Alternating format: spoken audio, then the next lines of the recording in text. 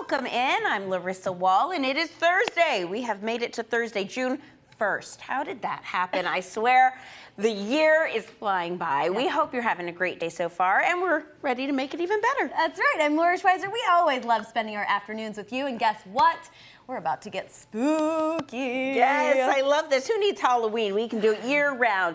So with so much history here in Middle Tennessee, it's no wonder one business owner standing right here to my left says some spots are haunted. Please welcome Jen Freeman here to Local on 2. Thank you, ladies. Yes, we're so excited. Okay, you say you are an apparition historian. What does that even mean? And why do you focus on Murfreesboro? Well, Murfreesboro is my hometown, and I recently returned from Murfreesboro after being in California for almost 30 years. My father got sick, and so I came back, and I wanted to take a ghost tour. I used to tour the world with bands, and every city I had a day off, I would try to find a ghost tour to learn history about that city. And I was shocked to learn that Murfreesboro didn't have one of their own that was year-round. So here we are. Here we are. Okay, and the history of Murfreesboro, you gotta talk on.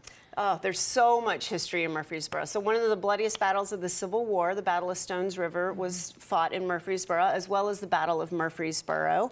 And that was December 31st to January the 2nd.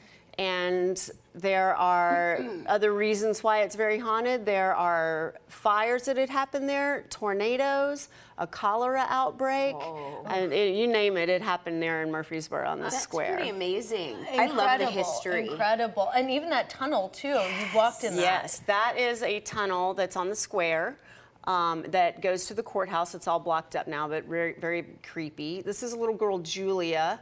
They would take death portraits back in the Victorian days, and she haunted the old Smotherman's Antique shop there on the square.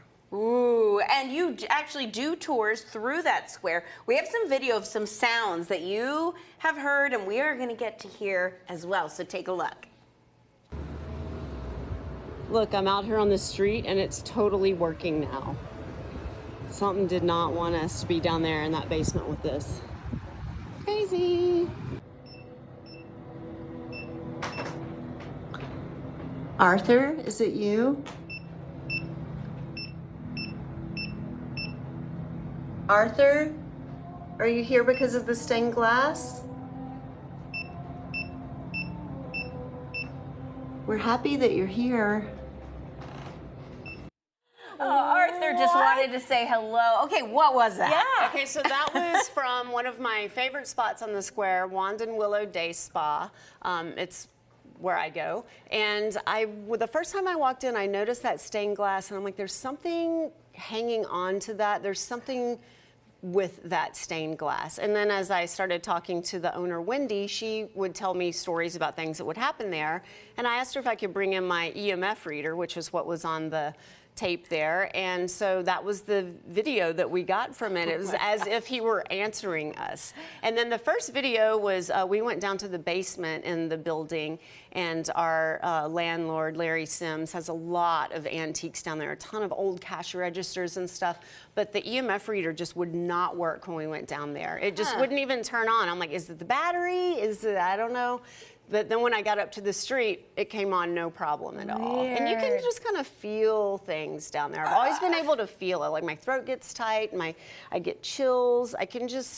I'm not super, super sensitive, but I am somewhat sensitive to it. Is that even from a child? Mm-hmm. Yep. Wow. Yep. And you said you've seen ghosts. You've even heard requests. What does that mean? Yes. So another one of my favorite spots, Sugary's Boutique, they're actually certified haunted. They have about 3 or 4 certifications from paranormal investigators, and so the owner Stacy there is open to it. And so I found out about it and went there, and I'm like, you got to tell me everything. So she shared the recording with me of when she found out who the gentleman was haunting her storage room. He's kind of running a gambling ring outside of her storage room, which was the Mink Slide at one point. So there's lots of history about that, but she told me about how she communicated with this apparition and asked if he wanted some whiskey because she had left him water before and he broke the glass and it shattered everywhere. So she decided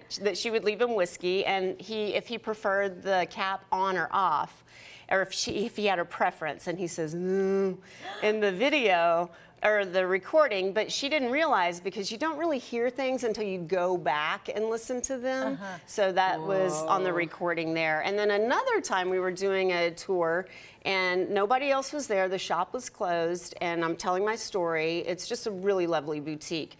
And so it's a lot of eye candy in the window, and all of a sudden this rack just starts shaking. What? So there's 3 ghosts connected with Sugarees that we know of. Oh my Oh my God, I have the chills.